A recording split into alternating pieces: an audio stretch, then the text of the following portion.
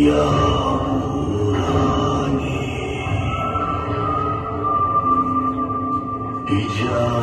ಬಿಜಾಪುರದಾನೆ ಇಲ್ಲಿ ಯಾಕೆ ಬಂತು ರಾವಣ ಕಥೆ ಬಂತು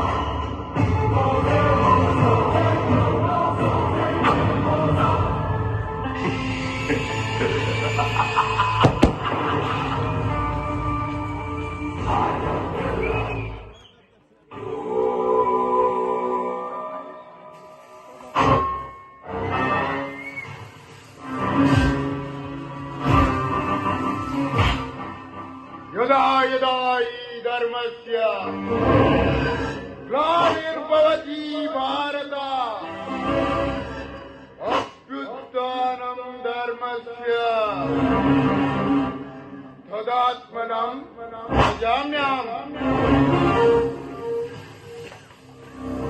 परित्राणाय साधूनां विनाशाय दुष्कृताम् धर्म संस्थापनार्थाय संभवामि युगे युगे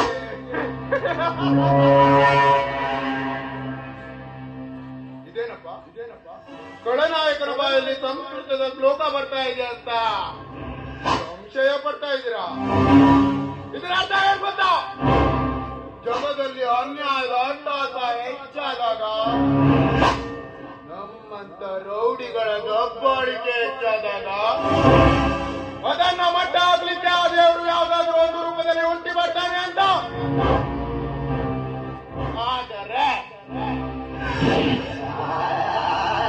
ಇದು ಕಲಿಯುಗ, ತಲೆ ಇರುವರ ಕಲಿಯುಗ, ತಲೆ ತೆಗೆಯುವರ ಕಲಿಯುಗ, ತಲೆ ಹೊಡೆಯುವರ ಕಲಿಯುಗ. ಅಂದಾಗ ಇಲ್ಲಿ ಆ ದೇವರು ಹುಟ್ಟಿ ಬರೋದು ಅಂದ್ರೇನು? ನಮ್ಮಂತವ್ರನ್ನ ಮಟ್ಟ ಹಾಕೋದು ಅಂದ್ರೇನು?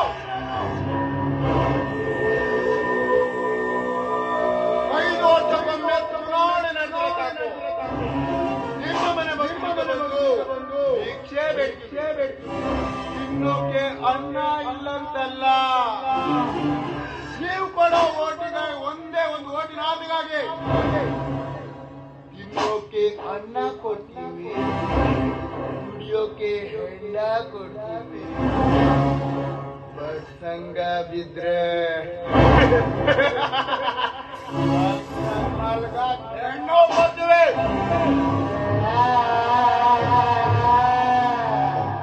ಹೆಂಗಾದ್ರೂ ಮಾಡಿ ಹೋಗಿ ಕೊಡ್ತೀವಿ.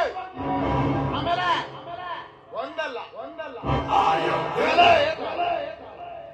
ಐದು ವರ್ಷ ತಿಂತೀವಿ, ಗುಮ್ಮಕ್ಕೊಳ್ಳೇಬೇಕು. ಯಾಕಂದ್ರೆ ಇದು ನಾವು ಹಾಕಿರೋ ರಾಜಕೀಯ ಲೆಕ್ಕಾಚಾರ. ಅದು ನಿಮ್ಗೆ ಅರ್ಥನೇ ಆಗೋದಿಲ್ಲ. ಅರ್ಥ ಆದ್ರೂ ಪಕ್ಕದಲ್ಲಿರೋನು ನಿಮ್ಗೆ ಹೇಳೋದೇ ಇಲ್ಲ. ಯಾಕಂದ್ರೆ ಇಲ್ಲಿ ಎಲ್ರು ಬಿದ್ದಿ.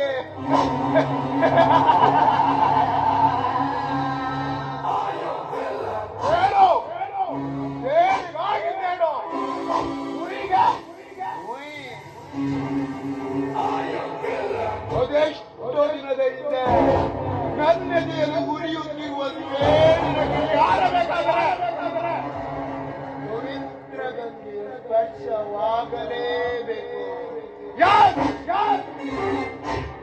ರಾಜೇಶ್ 18 ವರ್ಷಗಳ ಹಿಂದೆ ನಾ ಕಣ್ಣಿಟ್ಟ ಬಣ್ಣದ ಹೆಣ್ಣು ಗಂಗಾಳ ಮೈಸುಕ ಇರಬೇಕೆಂದು ತುಂಬಿಯಾಗಿ ಹಂಬಲಿಸುತ್ತಾ ಅವಳ ದಾರಿಗೆ ಅಡ್ಡ ಆಗಿದ.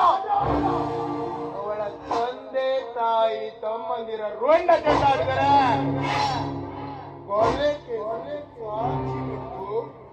ನನ್ನನ್ನು ಜೈಲಿಗೆ ಕೊಟ್ಟಿದ್ದೆ. ಆ ಹತ್ಯೆ ನೀನು ತೆಗೆದುಕೊಂಡಿದ್ಯಾ? ಇರಲೇ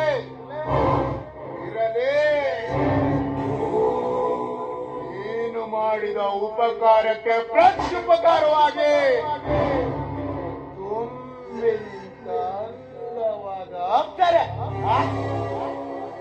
ಆಗ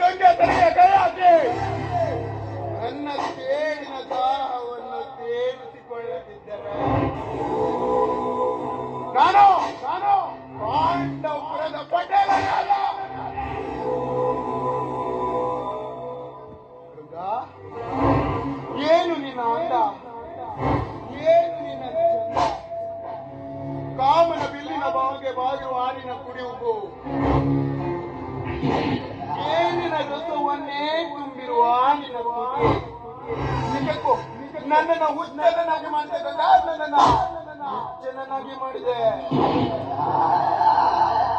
ಸೌಂದರ್ಯ ರಾಶಿಯ ಸೌಂದರ್ಯನು ಕೈತರ ಮಾಡಿಕೊಳ್ಳುವ ಮೊದಲೇ ನೀನು ಮತ್ತೊಬ್ಬರ ಮನೆಯ ಪಂಜರದ ಗಿಳಿಯಾದೆ. ಪಂಜರದ ಗಿಳಿಯಾದ ಆದರೆ